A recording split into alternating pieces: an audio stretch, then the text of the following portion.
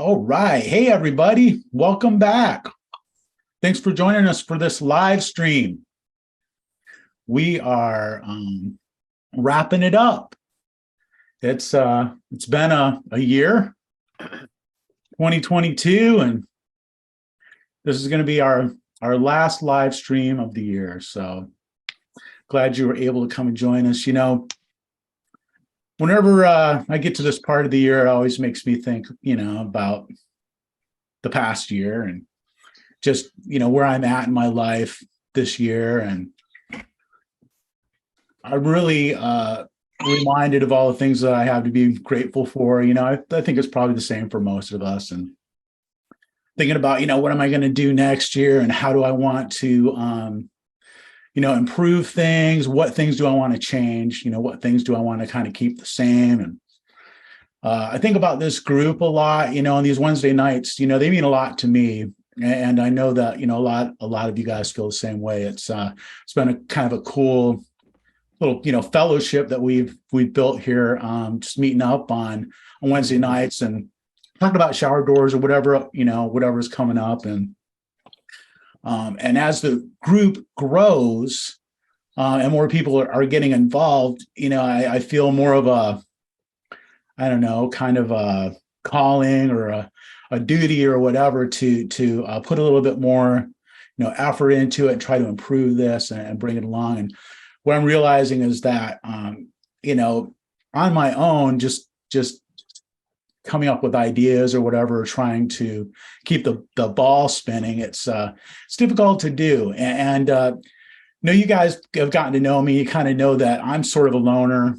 I try to do kind of things on my own a lot, and I've kind of built my brand around just kind of being a single guy doing stuff and trying to encourage other guys who are just starting out and maybe kind of a one-man show or mom and pop or operation like mine is. I'm kind of jealous sometimes. I know. I mean, it's got its advantages for sure, and but even with like this group, I want to invite more of you guys to come and be a part of helping out. And as it gets bigger, it becomes a little bit more unruly. It's kind of like herding cats. And we had kind of this structure before where we'd have a guy come on and just kind of talk for the first part of the call. Maybe a guest speaker, or maybe just somebody from the group who's here regularly, and just kind of talk a little bit about, what they're doing, what's going on, what, just they have to contribute as far as, tips, tricks, best practices, whatever. And it's kind of a cool format to have a guy do that the first part of the meeting and then, spend the rest of the call just kind of like, asking questions and just it kind of helps keep the call on track. Now it's fun, just kind of bounce around, doing whatever. And we'll probably continue to do that, from time to time. But again, I want to bring value to the call. And I think that's kind of a great way to do it, is just kind of start out with a speaker like that. And so anyways, that's what you can kind of expect in 2023, to be more structured like that. We want to grow this thing, and we want it to really be helpful to as many people as possible. And, I was actually chatting with Bill a little bit earlier, and, we both agree that this call has a lot to offer people, not just in the shower door business. I mean, not even just in the glass business, but in any kind of a business. It doesn't matter if you're a glazer or if you're like a tile guy or a pipe fitter or a roofer or an electrician. It really doesn't matter. If you're offering some kind of a service, I think the stuff that we talk about is super valuable, and can really help you take your business to where you want to go, whether it's like to a bigger level or just, a higher, level of clientele, where you can do less jobs, make more money, or whatever, more jobs, more money, more money, or whatever it is that you're after. So yeah, I want to invite you, just to give me your feedback. If there's somebody you'd like to hear from, let me know who that would be. If you've got someone, even if they're not from our industry, if they're from another industry and you think, wow, they could really add something to our call, I'm totally open to that. I want to be outside the box and really, give this thing room to grow. So yeah, I just wanted to talk about that, here as we're closing out the year. And along those same lines, again, most of you guys know that I'm just, small business, kind of it's me and my wife running Showcase Shower Door here in Santa Cruz, California. We've been doing it that way for years now. I got into business in 2005. That's when I got my contractor's license. And we've done a lot of different things. We've had, crews running. We've had, a number of trucks going at times. And, we kind of built it up and then kind of whittled it back down and have been running this way for a while. And I like it. There are a lot of advantages to it. But as time goes on, it gets kind of hard to do, and come to a point in my career where it's like, I really can't continue to go on like this. It's like I'm 57 years old. I'm still a young man, but I don't have that many more years of like hauling glass up and down stairs and stuff like that. And as we come to the close of this year, I really have been thinking about, what I should do next. And so I've made a decision that I'm not going to continue to operate Showcase Shower Door Company here in Santa Cruz the way that I have in the past. So that's going to end as of the end of this year. Actually, this is going to be our last week, just operating the way that we have. So I don't know, that's kind of bittersweet. It's kind of, sad on the one hand, but then on the other hand, the good news is that we are going to continue. And what we've decided to do is to start partnering with GCS Glass. So Brandon and Chance have agreed to come in and partner with us here at Showcase Shower Door to grow it up.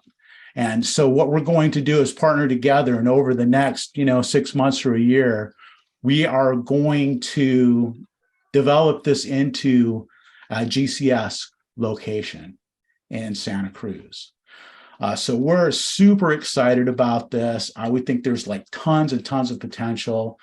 I've gotten to know these guys, and I really like them. We have a lot in common as far as the way we feel about the industry and the way that we feel about the standards of quality that we want to maintain. So I'm just going to invite all of you guys to come along on this trip with me and watch this develop. I'm super excited, and I know that there's a lot of guys, with shops my size who are thinking about doing something like this. Like how can I go from where I'm at to where I want to be? For me, it's like I know that I can't grow all by myself, and I need to learn how to get help from other people. So I'm going to be practicing that, and so that's my announcement. And what do you guys think? Wow, I'm surprised. It's really cool. Congrats. We're going to be neighbors, man. Come on. Come over to California. That's right. It's gonna be a great partnership for sure. Sounds good. I think it's good because I have a bunch of friends, I should say a few friends in the glass industry around here. And, they're 50s, late 50s, 60. And I always ask them, I'm like, dude, like, you're just a one-man show, you in a truck or whatever. And it's like, what is your plan once your body can't carry that glass to the third floor anymore? Your mind can go, for whatever. Yep. But like eventually your body is like, I'm not carrying that to the third floor, So like, what is the plan? I've asked them that before. That glass is heavy. I'm only 41 and I forget, my guys are carrying it around. I'll go to the loading dock every now and then. I'll grab a piece. I'm like, Jesus, you forget how heavy it is. So it's definitely not a bad thing to explore.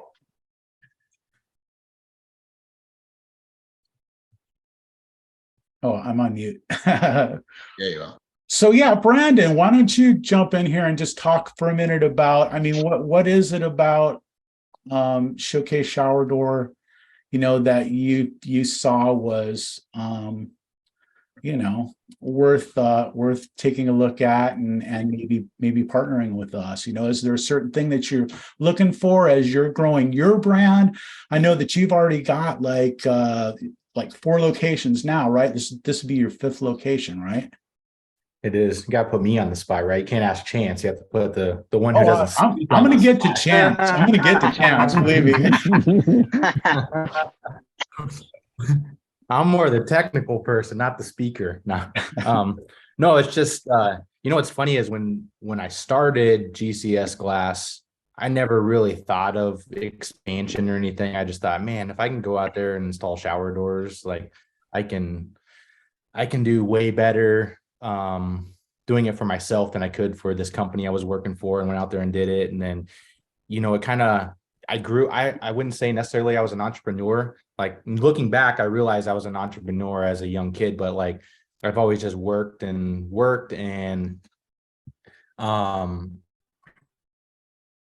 it, as I started to learn the business, it started to grow and you started thinking more and more like what can I do to be better? How can I just add value? And that's the biggest thing is for me is adding value. And and then the option came up. I was like, you know what, I want to go in I don't know why I picked Colorado. It seemed like the place to go. That was where I was going to go and try to open a second shop. And everyone told me not to. You're going to fail. Mhm. You're going to end up losing both companies because and it worked out. But as we grew, we realized, we want to be bigger. We want to have a bigger brand. We want to be able to, control a lot more of the supply chain for us to be able to kind of give the customer the best experience. And when I first met you, I think when I joined the group, I want to say I was in Glazer Nation, and there was a post, and you commented on the post or something that said, hey, you should check out shower door professionals. And that's how I ended up getting in this group. And ever since then, I just, your leadership, you don't have a team that you work with, but you have a team on shower door professionals that essentially you lead all of us here, right? With these calls. And, you're really good at, you used to jump on randomly. I don't know if a lot of people remember, but before these Wednesday calls, you used to go live randomly all the time and talk about different things. Whether people would show up to the call or not, you were Mr. Consistent. You would still show up. There could be no one there, and you're still live talking, because eventually someone's gonna watch it afterwards, right? And it was just that I was like, man, this guy's a really good speaker. And then getting to know you, and then all the things you do with the products and stuff that you create, and the patents you have, and then the blogs you do, and all that stuff is just it sets you apart from other people, and it definitely attracts someone like me to someone like you being able to do business like that, because I just think it adds value all around. Yes, we can help out, kind of get you to where you want to be in life, and make it easier for you, but then you also are able to give value back, because you don't want to just sit there and take. You're the type of person that just wants to take from it. You want to be able to give back to it and bring value as well. So there was a mutual thing there.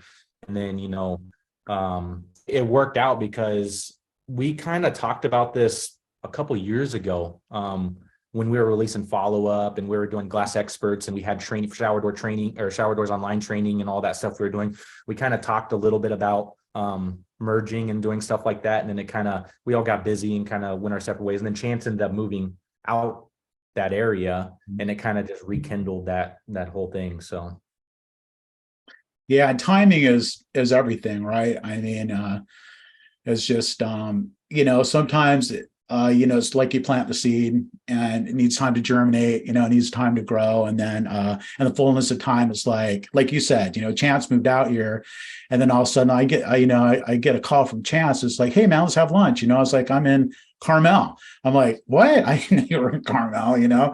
I lost track of him. He was like all over the place, but Yeah, man. And then and it just seemed like, yeah, the timing was I was at that stage where I was really starting to think, wow, man, what is my next move? And do I have the energy to like just, throw in with some other guys and go ahead and grow this? And because, I spent a lot of time building, the business here. As small as it is, it means a lot to me. And the idea of just walking away from it, isn't appealing. The idea of it living on,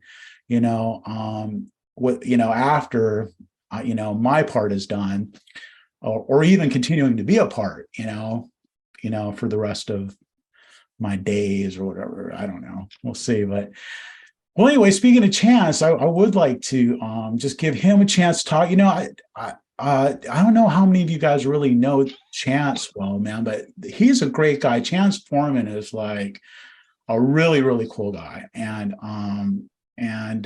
these two are like so much fun, man, to spend time with. The two of them get together and it's just like, there's like brain trust going on. So anyway, what's happening, Chance? I don't know if I could live up to the hype of really cool guy or anything, but I could say a word or two. That's for sure. I don't mind speaking. Man, we're beyond excited to put this whole thing together. For me, I've been out here since April of this last year and haven't had a shop, and that's kind of weird to live in a city and not have a shop that you work for, yet we have 4 locations that we run on a day-to-day basis. But what I would say is the coolest thing about this that everyone could take away from this call, and this being the subject matter, is 3 years ago, less than 3 years ago, Brandon and I had barely met each other on Instagram. We were just buddies, not even buddies. I mean, we were just kind of work associates that would talk through the direct messages on Instagram. He always posted the most beautiful stuff. And I really came from like the window side and the storefront side of the business. But I always liked the high-end residential stuff. So as I got into it, Brandon was kind of my mentor. He knew everything. I mean, I could call my supplier, I could look it up, or I could DM Brandon, and I would always get the fastest response from Brandon because it was just sitting on the top of his head. He's always on his phone working. And that's kind of how our relationship began. And then from there, I moved up to Denver, got to work with him and the partner Tom up in the Denver area, and we built a really cool business there. I had to move, and we really wanted to kind of tie the locations together because we were in Austin, Phoenix, and Denver at that point. We're like, how can we tighten this thing up? More like a bill model where it's like everywhere is a little closer. You got maybe a tempering oven that does it. But we realized that wasn't really the way our business was running. We had really built these softwares on the backside of things. And we were able to connect with people from our phone from pretty much anywhere and sell shower doors. So we were like, we're going to build a business off of people, right? We're not going to build a business technically off of profits because we have the right processes and systems in place to get us to profit no matter what market we go into. As long as they're buying glass there, we can sell and install the glass and run those jobs. So we're just going to hopefully we could put out enough good content and meet the right people that'll kind of be attracted to us somewhat. And our first person was actually recommended by you, Chris, because a follow-up was Derek Tunney, Tunney like honey, Tone. I always forget how to say it, but That's Tunney right, like Derek. honey. Yeah. We partnered with Derek in Long Island, and that's like the exact opposite of what we were trying to do. Like, it didn't bring us any closer together. It brought us way further apart, And then once we hit that one and we hit it in pretty good stride, we're like, man, we could do this anywhere. We could really build something here. We've got the right processes. We got the right systems. We know what we're doing. We're getting buying power by able to buy, in more bulk as a bigger brand and a bigger company. So we can get more profit margins inside there. So then when I moved out here, we had already talked about it in the past. And so I'm like, well, maybe we can make something happen. And then after our first conversation, that led into a couple more. Like I told Brandon came out yesterday to kind of just kind of feel out the shop and all that. But I'm like, once you get around Chris and you just see how excited he is about not only the glass business, but life itself, that feeling, that vibration is kind of contagious. And it ran through me really quick. And I think Brandon got to feel that firsthand when we met you at the show in person. And then we got to feel it again yesterday. And there's something about that when you get around the right people and things just feel right, you just follow your gut and you go with it. So I think that's what we're doing, is following our gut and going with it. We feel really good with you. We're really excited that you're excited to be a part of a bigger brand, because that's a really hard thing to do, is kind of put the ego to the side, right? Yeah. Like, I've built Showcase shower door. I've been building this thing since 2005. I mean, we're looking at 17 years there, 18 years almost, that's a big deal. And I think a lot of people couldn't do something like that. And even for me, I took over my uncle's company that was Ames Mirror and Glass. I mean, they've been around since 85. And I put that company to the side because I believed in the GCS brand and what Brandon had built. And so I say it all the time, I'm going to build GCS to the moon. I might not be the founder of GCS Glass, but I feel like a part of the team. I have partners that I can rely on and trust and lean on in hard times. And I guess my long speech cut down to a little tiny thing is like, again, we didn't know each other from Adam, not me and Chris, not Brandon and Chris, not me and Brandon. None of us we know each other because of social media. And I took a hiatus from this, and Bill's son, Keith, is Keith on tonight? No. He kind of at the show was like, dude, you guys are slacking on social. You're slacking. Like, you're not killing it. Like, you could be killing it on social. And I was like, man, when I first got back into this business, I hired a full-time videographer to follow me around for 2 years, because I knew that content was king and then the glass business was second, right? Like, if I can produce enough content where I have all the attention, then when you have the attention, you could sell anything, right? That's how, The Rock or Kendall Jenner or any of those people can launch a liquor business and it could be $1 billion business overnight. Why? Because they have the attention, right? So social media is a really powerful tool. I think all of us here underutilize it. And what we really underutilize is the value of this call. There's 2,000 members in this group. I see 11 people on this call right now. We could be in here and we could be being a lot more strategic with the things we want to learn, the people we want to meet, the people we want to learn from, buying things as a group buying power, learning things, creating trainings that we all implement. We could certify people that come through. I mean, we could get very strategic, and smart, a lot smarter than we're acting right now. It's cool that Chris kept this consistent for the past year and a half, something, but I think if we all started communicating a little better and looked at this as more of a collaboration than competition, all of our lives could change overnight. Wow. Yeah. Well put. I mean, you're kind of singing Bill Dobman's tune, it's like he's been saying the same thing. And he's, mentioned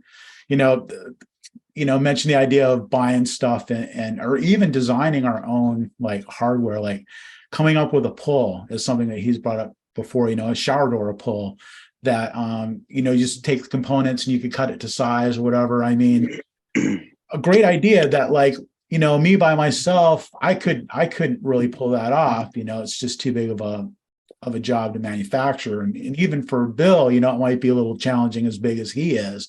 But think of all of us together, Who knows who has friends in manufacturing, who has friends in logistics, right? Like, and those are the people we should be bringing on to these calls. Is the people, the friends that we have that are even outside of this industry, but they're high up in other industries and they're well connected, and we could learn from their business models, see how we could utilize them as an industry. They make money for us, we make money for them, everyone's kind of happy. So I think that's what you were trying to say in the beginning about trying to bring more people on. Who could you think of? Brandon was talking, his life was changed years back because he hired a business coach that is more of a financial guy. And Nick would be one of the coolest dudes on earth to bring to this group. We put him with our SEO guy, and our SEO guy, he wasn't taking any clients at that time, but they had a 1-hour consultation call. And Craig calls me and Brandon afterwards, and he's like, dude, that dude just changed my life. Like the whole, like that 1 hour phone call, the way I'm thinking now is totally different. So I think all of us have a guy or two like that in our back pocket. So even if it was just everyone that's sitting here on this call today, who's that buddy that you could bring on and have him be the featured guest, and have him educate, and then we can all ask him some questions afterwards. I think there's a lot of untapped potential in here. So I'm going to start being back, maybe showing my presence. Maybe I can bring a little value, or at least You definitely can, man. You if do. not, I'm riding your coattail to the end, buddy. You always do, man. You always bring something. Yeah, and the names are popping into my head as you're talking. I'm thinking, oh, my web guy, man, he's awesome. It's like he's so smart. He knows all kinds of stuff that, like, I've learned all kinds of stuff that I would never think about, or I'd never have the opportunity to, because it's not what I do. I do shower doors. Right. Yeah. I mean, there's a lot of specialists out there that all these specialists have a place in our business. They might not work in our business, but I mean, even if you got a really good CPA, bookkeeper, I mean, all these people, like definitely the smaller guys that are still doing a lot of that stuff on their own and don't know a lot of the tax benefits and things like that. I mean, these things are life-changing. So I think if all of us just speak up a little bit in that realm, we can all be a little further ahead this time next year. Absolutely. Yeah, so we're gonna start posting some questionnaires, like polls and stuff to the group, and just asking some questions about what you guys are thinking and what your ideas are, and maybe run some ideas, how you feel about going in this direction or that, so we can get some feedback. Because we really want to, we really want to take this to the next level. And, I think it's awesome where we've gotten to. This thing has gone way further than I ever thought it would. It's the, Facebook group or whatever. And I'm getting way more out of it than I ever put in, for sure. But I think we can do way more. And one idea is that I had after talking to these guys a little bit was like opening the group to not just shower door people, but to adjacent businesses. So, like if someone's in the tile business, do we want to let them in the group? Is there an opportunity for us to network with them? Is there an opportunity for them to send us work or to hire them, or, or what, even if it's an electrician or a plumber, whatever. If someone wants to come into our group and they're a professional, and they're going to get involved in here, I mean, how could it be a negative? I mean, that's just kind of my thought. And I'm certainly open to whatever, your perspective. Thinking about like that, it's like a really cool concept would be, we're at the very end, right, of every project. Glass, we're at the end of it. So if you had interior designers, architects, custom builders, remodelers, tile guys, plumbers, any guys that are professionals inside here, and everyone wants to do a lunch and learn, right? But what if we could do like a meet and learn, where you're just meeting up on here and we're educating these people on our products and how they could better serve the glass industry, but also not just us, give the homeowner a better finished product because they put the turn valve on the same side as the door instead of on the opposite side where the toilet is, right? I mean, just the little things like that no one really thinks about, or pulling their bench out all the way out where the toilet's on the opposite side. Now our door doesn't fit, there's, I don't know, that could be some cool stuff if you started bringing people like that in here, where they're kind of educating us on their mindset in the front side, and then we can educate them on the things that we see on the back end and how we can give the homeowner a better home, better bathroom. Yeah. I think that one of the things that this group has done really successfully is break down some of those barriers that we used to have in our industry, and probably still exist out there in the industry, among people who aren't in this group, just to cooperate, to talk. I mean, that I can remember being, an apprentice or whatever, and people wanting to guard their knowledge, not wanting to share it. I remember there were certain journeymen who were like, they would teach me everything, they'd show me everything they knew. They wanted me to learn it all. And then there were other guys who were like, they felt like I was going to be a threat to them if I learned what they knew. And what a sad existence to feel like, oh, I can't share because there's not enough. It's that scarcity mentality. It's like, oh, there's not enough to go around. There's not enough knowledge to go around. I need to, keep mine. And the truth couldn't be further away from that. It's like the more that I share what I know, the more I learn. And there's a saying, that the hole you receive through is never bigger than the hole you give through. So it's like, put it out there, and then and it comes back. It comes back in spades. That's my experience. We have to pass the knowledge down to other people. I mean, we're in a specialty trade. The specialty trades is a dying breed right now. Like, there's not enough people to go around to keep up with the workflow that everyone has as it is. So if we can keep passing on the knowledge and train, and they can train, and we can get more people in the trade, and everyone can still scale and grow their business. Like you said, there's plenty of work. Like, I mean, Dana Higginbotham and I, like, we have shops like right down from each other, and we never see each other. Like, the only time I ever see Dana is on the call. Like, we don't like really compete with each other, but there's just so much, especially if you're in a big market. Like, there's so much work. I was telling Chris earlier today when I was flying home last night, like, I always look at it when I'm flying, and I look at like where I'm flying, like, you look at all the houses out there and you just think, man, that's a lot of freaking shower doors out there. And there's like, and you look at little areas, because I don't know about you guys, but I'm like, oh, I know that where that okay, so I know where I am now. I know where that freeway is now. And I'm like, man, that's such an untapped area that we don't even really work in over there. And there's just so much potential of growth. And you got to have competition. You can't be the only one. So that's why Bill and Keith have planes, so they can get up in the air and see all the untapped markets. Exactly. You're muted, Bill. Oh, there you go. Oh, still can't hear you. Oh no. Nothing. Try stopping your audio and restarting it. Like, turn your audio off and then turn it back on. Sometimes that does the trick. Yeah, I forgot. Yeah, the Dobbins are pilots and stuff, huh? Yeah, it's just, I mean, there's just so much. You can't, it's hard to have market share. I mean, you can have it. I know my shower door has market share in their area, but there's still, Florida's such a big state. Like, there's still work for a lot of people, and people can eat really well. So it's not like there's too much competition in our industry. So. Yeah. Also, I think another point comparing our business to like the other contractors' business, I think ours is one of the most scalable as possible, right?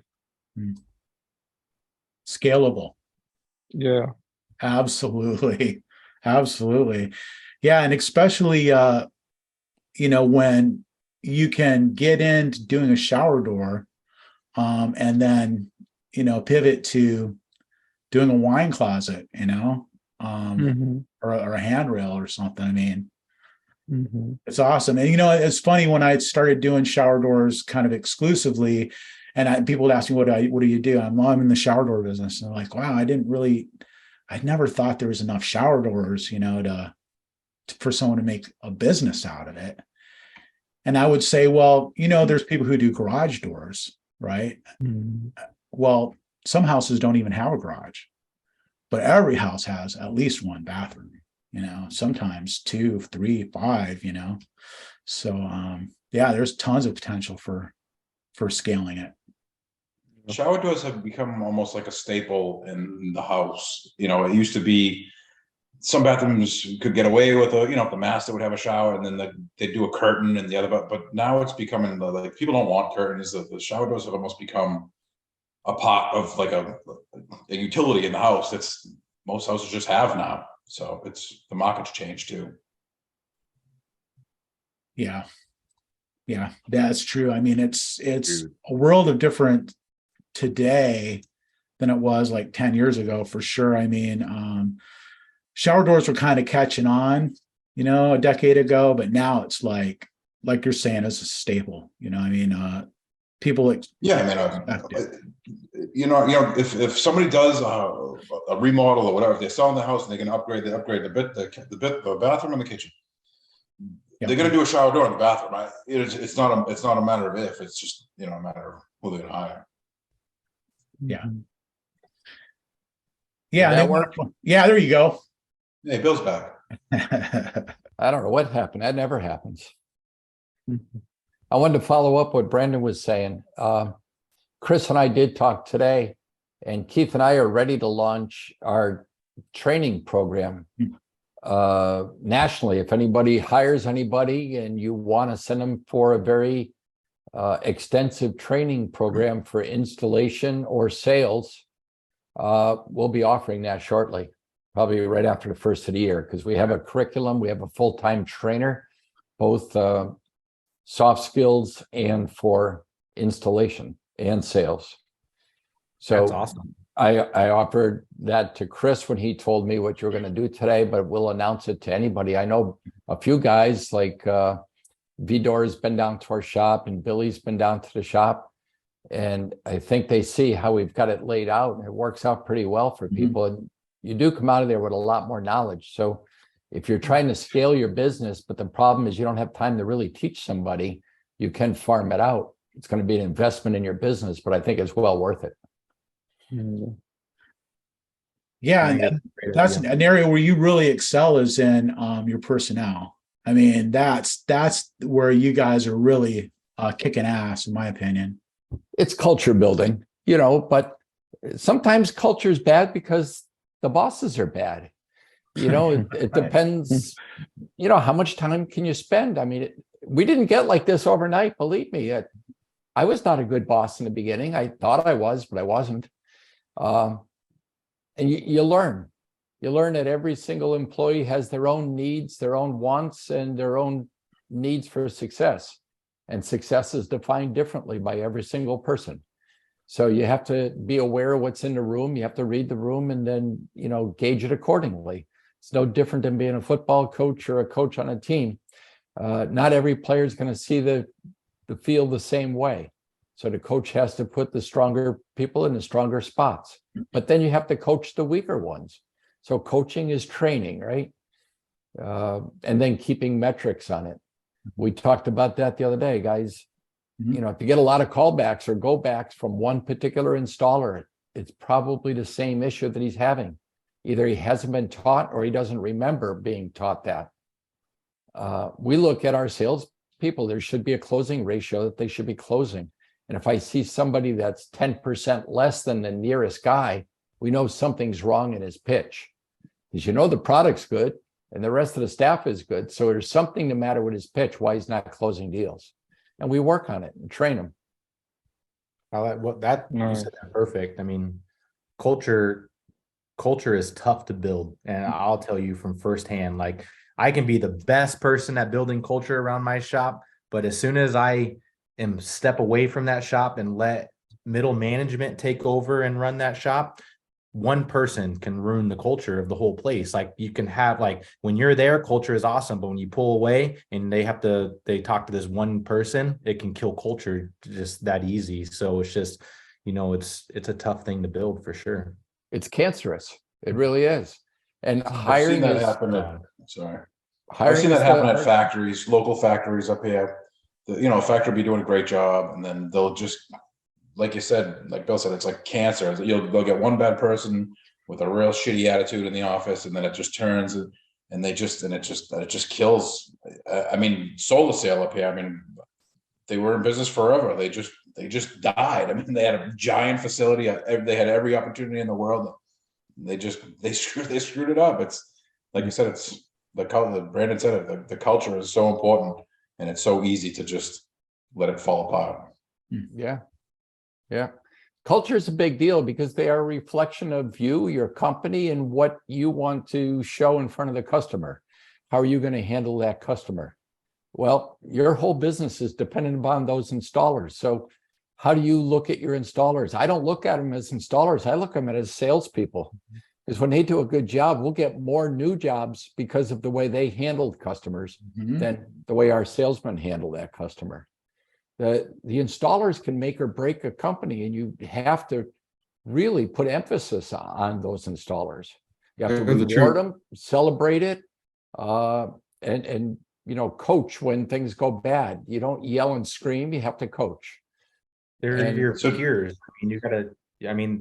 You gotta treat them the same as you want to be treated, right? You can't act like just because you're the owner of the company, you can't just be like, I own the company, this is how it's done. Like, yeah, like you work for the company too as the owner. And if you want it to run right, you got to make sure you take care of your employees, because your employees are the one. You're not taking care of your customers, your employees are taking care of your customers. So if you treat your employees right, they're going to treat your customers right. And it's just, without a doubt.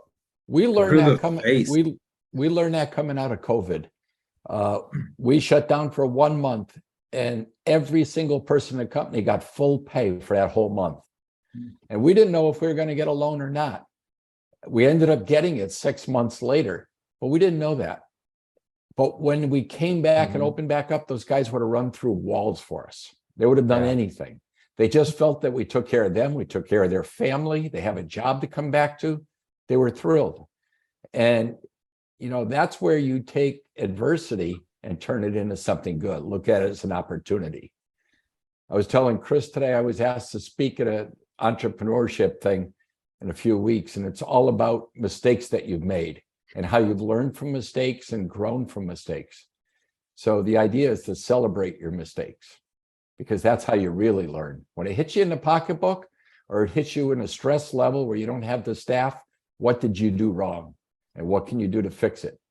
So every time somebody quits, I take that personally. I didn't do a good enough job to retain them. And Keith says it best. He says, we work for the employees. They don't work for us. We work for them. We're going to benefit financially when everybody does good. They're going to benefit also. But that's what we have to do. We have to have that mindset where every single person that does a job is important. Order input is important. Glass deductions, polish machine, doesn't matter what, delivery drivers. I mean, everybody is so important, and we have to treat them that way. I preach that all the time. Treat every job as it's our last job, like it's our only job. So treat everyone the same, and treat it from start to finish as this is the only job we have going on, and we're taking care of the customer that way. So life's a test. It's literally your whole life is a test, and we're learning every day and trying to pass that test every day. Yeah. So, can I ask a general question to you guys about, I have installers, and it is what it is. Generally speaking, what do you find in terms of how long do you think it should take to train an installer, somebody that wants to learn, from the point where they're going with a new installer? And how long generally should it take before they're able to handle, maybe 80% of, what's thrown at them? Because there's always that 20% that's, takes a top guy, but 80% of what we do is the same thing. How long should it take to get a guy from 0 to 80? So I have two answers for you, because if you have a really good training system built out like Bill does, I really believe that you can train someone in 30 days, if that's all they did was just trained on that stuff for 30 days, to install basic shower doors, if they have the personality to be able to do it, if they're that type of person. But if you're going to throw them in a truck and train them with the lead guy, or get hands-on field, someone 6 months to a year, you should know by then if they have it.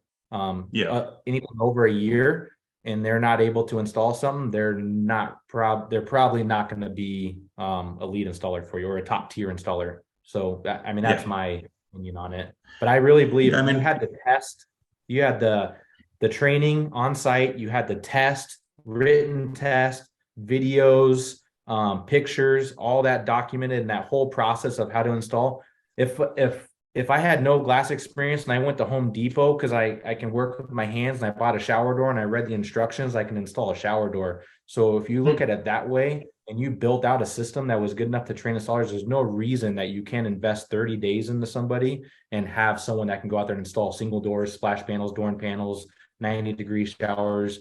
And then you get into your harder stuff with the Neos and the headers and all that. But there's no reason someone, if you had the training to be able to do that. Yeah, I mean, I have a guy that I feel like he's right there, right? I've had him for probably 6 or 7 months, and I'm just kind of getting comfortable with getting him out there.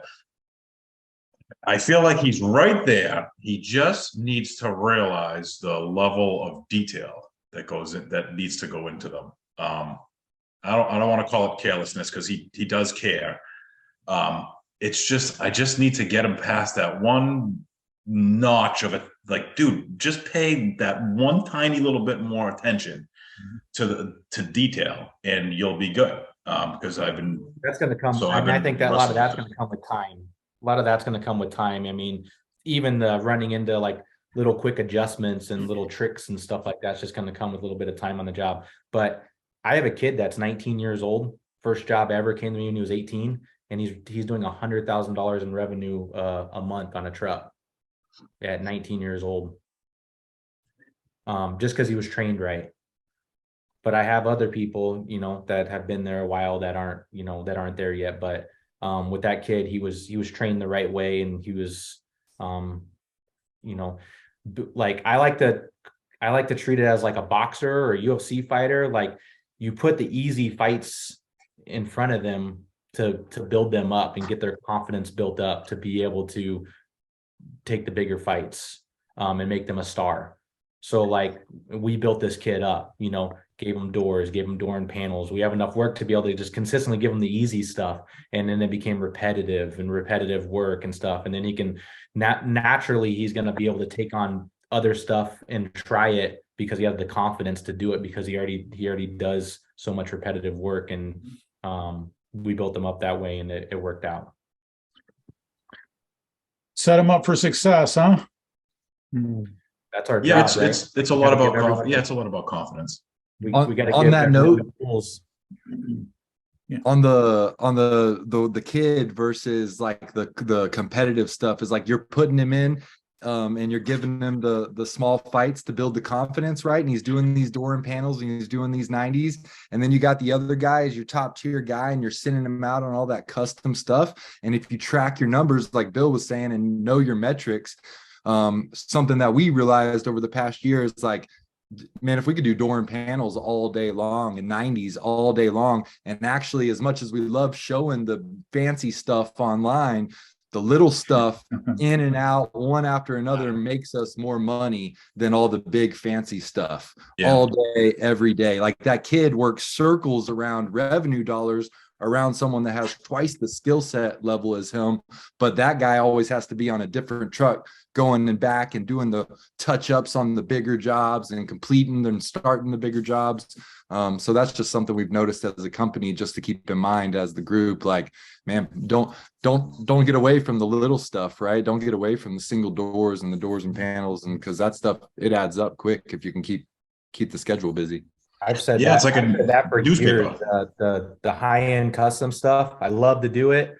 GCS was built off the high-end custom stuff, but our moneymaker is the door and panels, the 90s, the in and out. Like, yeah, we have flashy eye candy projects that we get to do, but that's not where we make our real money. Our real money is the everyday customer. We're in and out. The remodel guy that's doing 15 bathrooms a month gives us way more money than the guy who's building a $20 million home, you know, because that guy's building one house a year, and these guys are just turning over bathroom after bathroom. So and you get your money quicker. The big custom quicker. Yeah.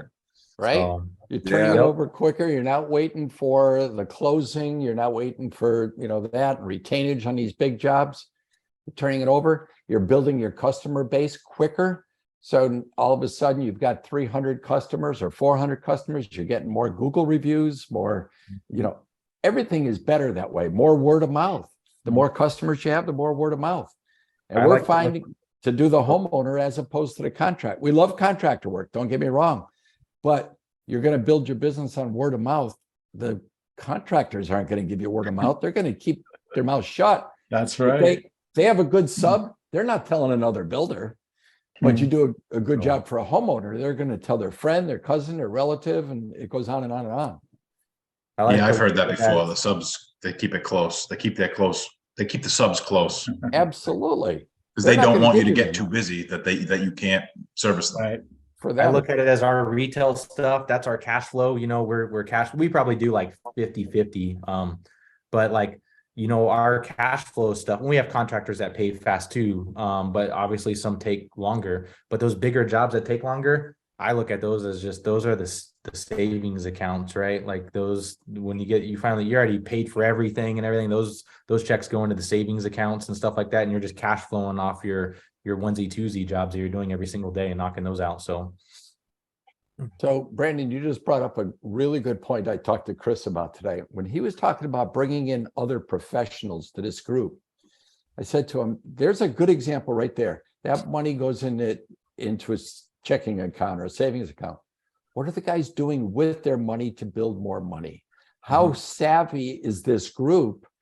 You know, when I was young, I didn't know what to do. I really didn't. I just put in a checking account. It got zero interest. It didn't build anything. Money was sitting there and the bank was making money off of my money. How savvy and how good would it be to have a financial advisor on here and say, hey, you can do this, this, and this. And you can prepay for your hardware, take the discount, look at the money you're saving. There's all bunch of things that you can do. I was explaining that to Chris. I was telling Chris about that too. When you do 500 or 1,000 showers or 3,000 showers a year, they all have two hinges on every shower door, right? So you have two hinges. So if you can just buy bigger and take that money, if you have money sitting aside, it's not making any money in your bank account, and a bank can lend your money up to 10 times to somebody else and make money on your money that's just sitting in the bank account. So every time you deposit $1,000, they can loan up to $10,000 worth of that money to make money off your money that's in the bank. So if your money's sitting there, it's not making anything. But if you're doing volume and you look at it that way, you're always going to sell your hardware. That's what we sell shower doors. Like hardware is like gold to us. So you're always going to sell it. The same colors are here year after year: chrome, brushed nickel, and black is the new oil rub bronze, right? So it's always going to be here.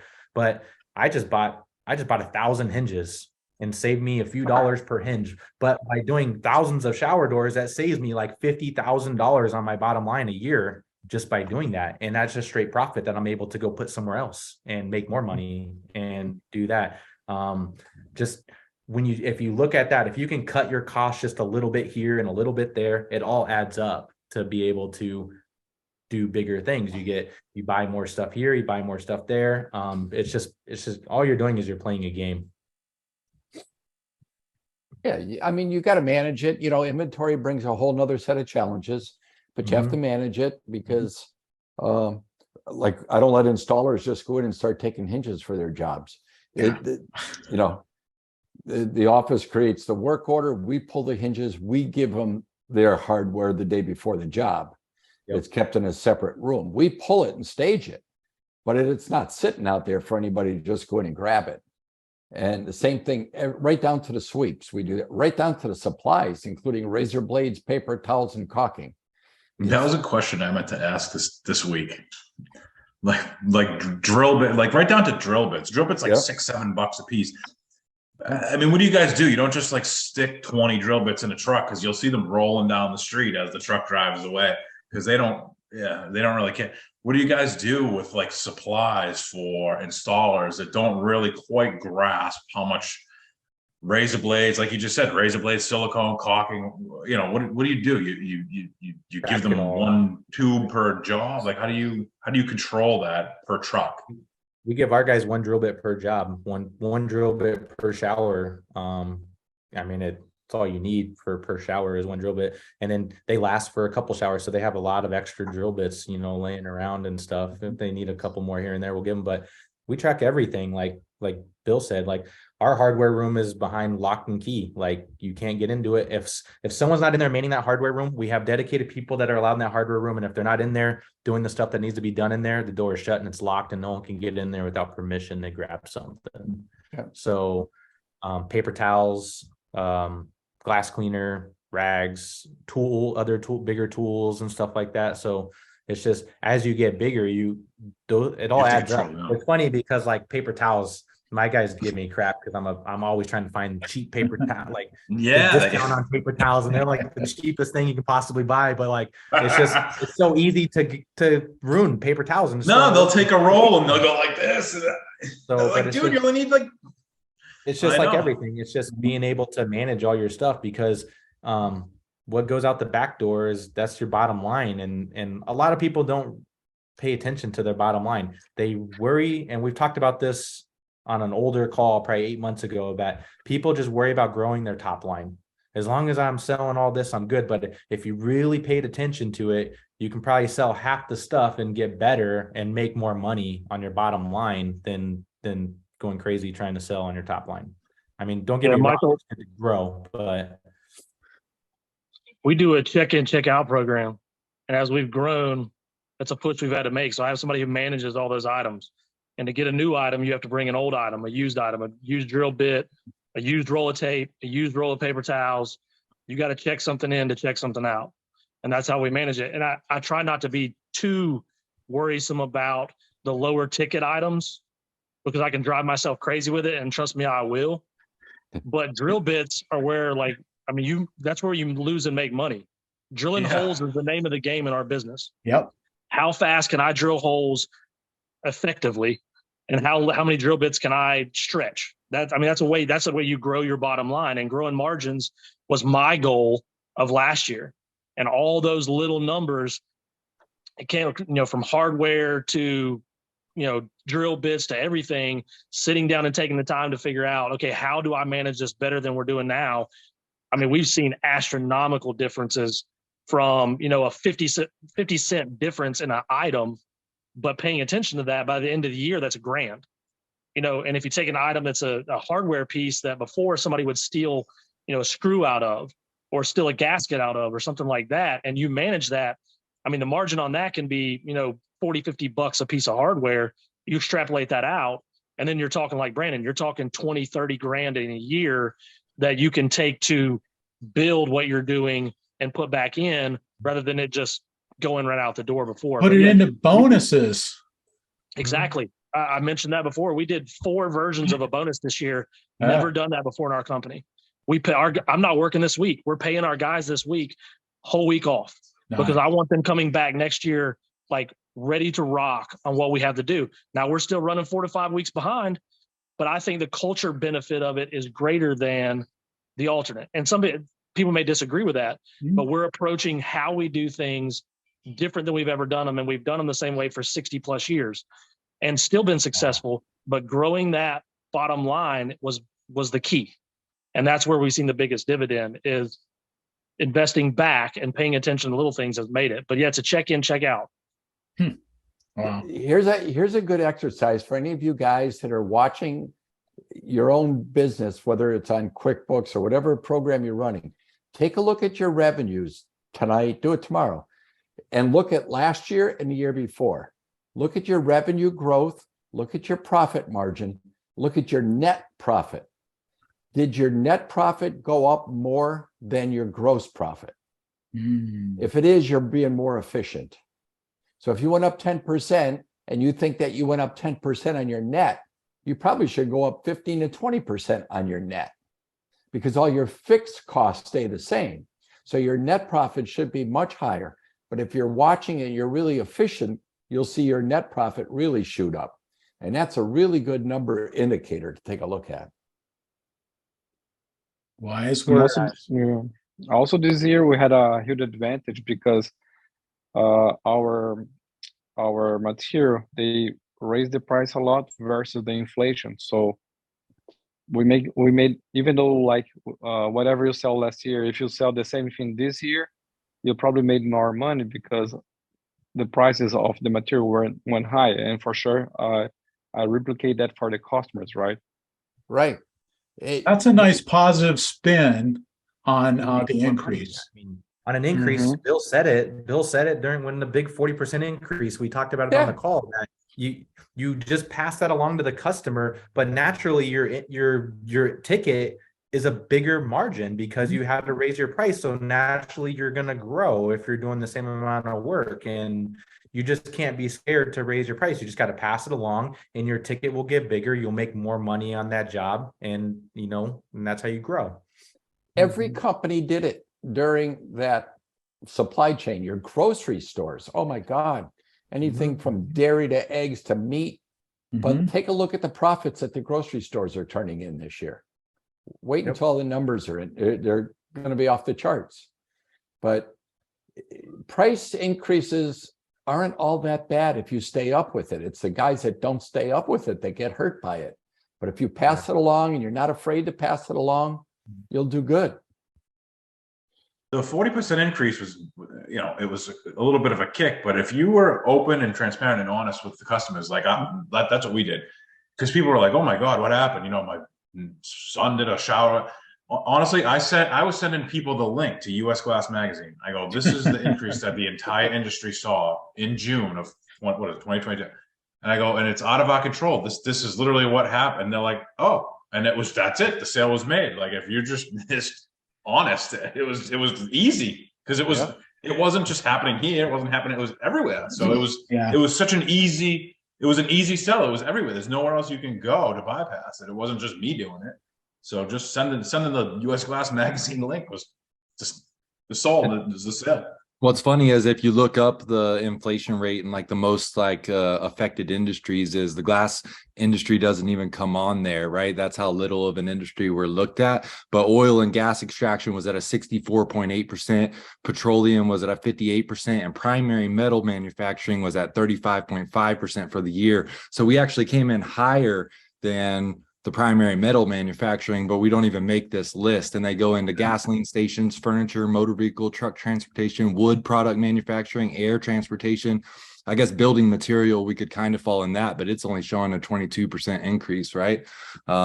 So that's how little like our industry is really talked about. But if you want to go into that of the getting, where can you like increase this year? If prices went up, you're trying to get your bottom line better. Are you going to boost up sales? Is that going to be your way? Or are you going to try to pinch pennies on where you're going to do? Or can you negotiate better rates? I think a lot of people don't get out there and try to negotiate or find better deals. And that's where a lot of small companies go to die, is at the art of the deal. They're not looking for ways to get better pricing, looking for ways to buy better. Because if you could just buy better, and buy better than your competition, and y'all are charging the same rates, then you have to sell less jobs than he does. You have to put your people through less heartache and less, backbreaking work to make the same kind of money. So that's another place to try to get out there and look for those money saving areas. Love it. Yeah, that's a great point to end on tonight. Hey, thanks, you guys. Really appreciate you. It's been a great year. For us, hope it's been a great year for you. And I think next year is going to be just off the charts. So look forward to seeing you there. Congratulations. Thanks, Thank you everybody. very much. Congratulations, guys. Thank you. All right. Happy New Year, everyone. Happy New Year. Happy New Year, everybody. New Year, folks. See you next week, See you. guys.